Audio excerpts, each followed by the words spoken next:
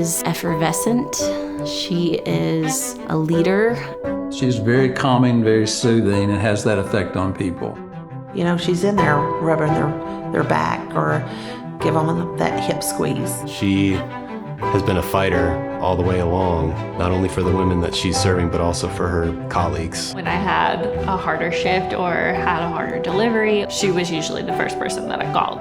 Her steady presence and patience and the kind of love and care that she offers in a really grounded way. It's a calling, it's a gifting that she has. There's nothing Blair can't do.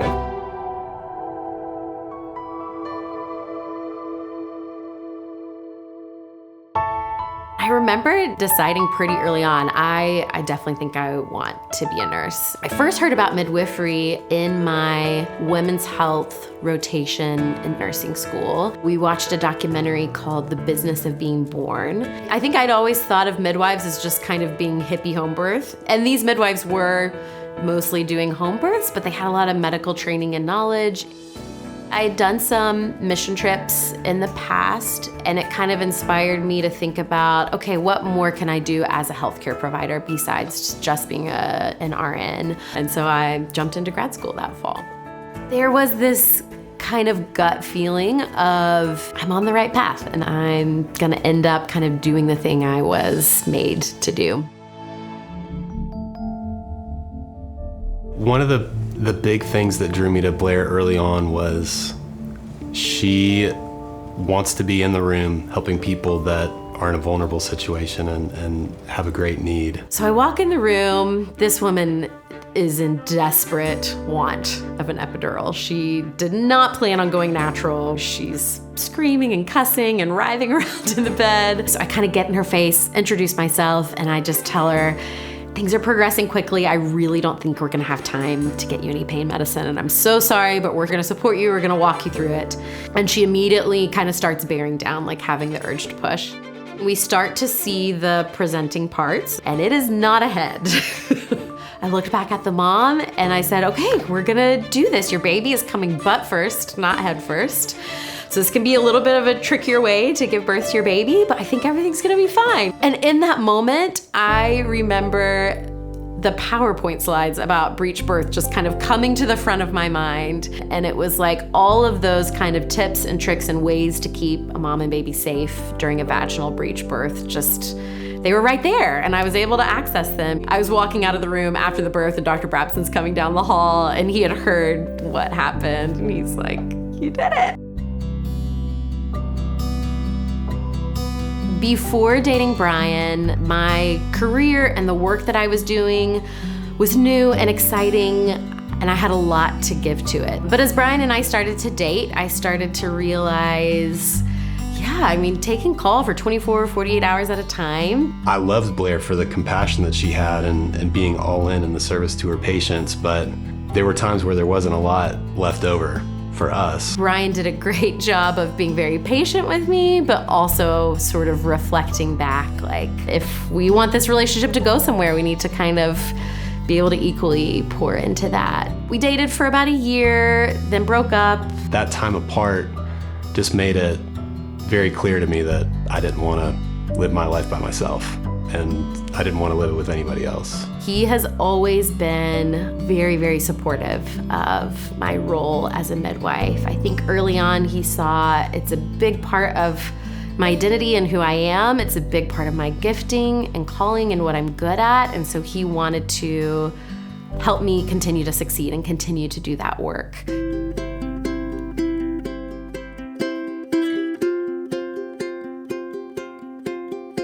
I love that the word midwife means with women, whether it is the most joyful day that they've ever had or the most sorrowful day that they have ever experienced. We're just called to be there and be with them. So much about healthcare, we just kind of want everybody to fit into this cookie cutter system. And I think traditional OB care can sort of feel that way. Like we just kind of want everyone to get an epidural. We want everyone to be induced at 39 weeks in an attempt to try to control things and keep people safe. But I think women deserve to have individualized care where they're known in a personal way and that we as midwives give them the tools to empower them to make choices during their pregnancy and birth that kind of feel true to themselves. The thing that's so special about that practice, and her specifically, is that it's such a good hybrid environment. She would always say, okay, what else? Like, what are your other questions? What else do you want to ask? I remember being baffled at like how much time she really took. Having a midwife that you've been able to sit with for a longer period of time is really beneficial. Going into such an important day, feeling heard and not feeling like you're on the defense. You felt like the whole team was kind of like on your side and ready to support you.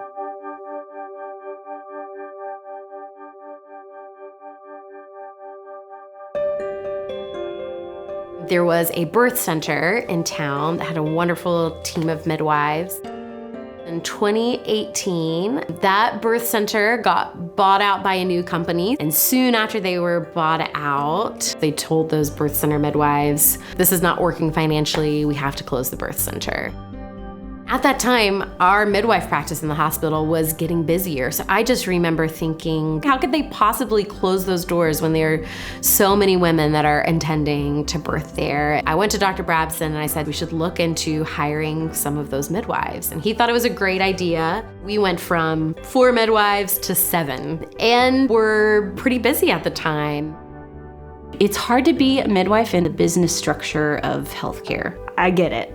You know, a doctor can come in and spend 5 minutes with a patient and it's over. Or that C-sections can bring in a lot more money and they're a lot faster. But the consequences of people's health that are not being considered, it's just a transaction. It's just a business. Soon after those midwives joined our practice, our hospital closed its doors. Mostly for financial reasons, they decided to close it a year or more early. So we were left without a home. We ended up having sort of an interim location of being able to attend births at UT Medical Center. During that time, a lot of the docs and nurses were a little hesitant. I think some of them probably had that same mentality of like, midwives are just kind of hippies trying to buck the system, do things their own way. One of the meetings we had with administration, I asked something about bringing our birthing tubs.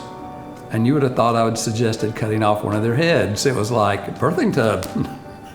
What are you talking about? In those first few weeks that we were there, I felt like we were under the microscope. I remember having one sort of complicated birth. It was a shoulder dystocia, so that means the head comes out and the shoulders get stuck. Worst case scenario is that you might have to push the head back in and then go deliver the baby via C-section. So that everyone's sort of all hands on deck, ready to jump in. And within a minute or two, we go through the maneuvers and get the baby out. Little did I know that there were a couple of docs kind of standing in the doorway watching to see, how do midwives kind of handle these maybe more complicated births. And when I walked out, one of the doctors complimented me on, you stayed so calm, you handled that better than some doctors I've seen. And so it was a good representation to those docs that we're not trying to overstep our bounds by any means, but we're also well qualified and well trained to handle some birth complications. So there's a lot of good momentum and support behind midwives at UT now. And I do think our practice being there kind of helped jumpstart that in a small way. Well, I think it's good for a midwife to have a baby. When they have their own baby, they realize, wow, this is a little different than I thought. This is a little more intense than I thought. This is a little scarier than I thought. And I think it adds to your ability to be a better doctor, midwife, caretaker, whatever. When I found out I was pregnant, I was excited, but I was also terrified. She's an essential worker and she's going into work in the middle of a pandemic that we really don't know a lot about. Her immune system is compromised because she's pregnant. I very vividly remember working with all the gear on, the masks and the goggles and the gowns when we did know someone had COVID. That was right about the time I started feeling the baby move, and that was such a grounding experience for me. I mean, the way COVID influenced all of us is it just cutting down on the visitors. We were down at one point to just allowing the significant other and nobody else. Blair has advocated for so many changes along the way. She also had to advocate for having a doula at her birth because it was right at the beginning of COVID. Thankfully, Vanderbilt in Nashville had recently started allowing doulas to be present at women's births. And so I was able to sort of take their policy and then make that happen at Tenova. Other hospitals followed. One thing I processed with Amelia a lot and the midwives was, when I'm in labor, how do I turn off my midwife brain and just be the mama? And the thing that surprised me was she was very surrendered in the labor process. I was really impressed with how she practiced that, surrendering to the process, to her body, and to the support that she had around her. She was so surrounded by so many people that really loved her and just wanted to see this day be the best it could be for her. She was one of the most joyful laboring people I've ever been around. She was just delighted to be getting to do this finally for herself. We got a baby girl. I would often get emotional at the moment when the baby comes out and mom gets to hold baby on their chest for the first time. But to finally feel that myself, it just surpassed all expectation. The words I kept saying were, I'm so thankful, I'm so thankful. It was a beautiful, beautiful moment, one I'll never forget. After having Greta, Blair went fully back in, full time, and now we've got a newborn essentially, we've got a pandemic, and she's got a full work schedule. I mean, there were times I was just at the hospital for 24 hours. Sometimes Brian would just bring Greta to the hospital, but we were still in the pandemic, so he wouldn't bring her into the hospital, so I would just come out to the parking lot and nurse her in the car and then have to pass her back off and go back in. We had one midwife quit, so we went from 5 to 4 midwives.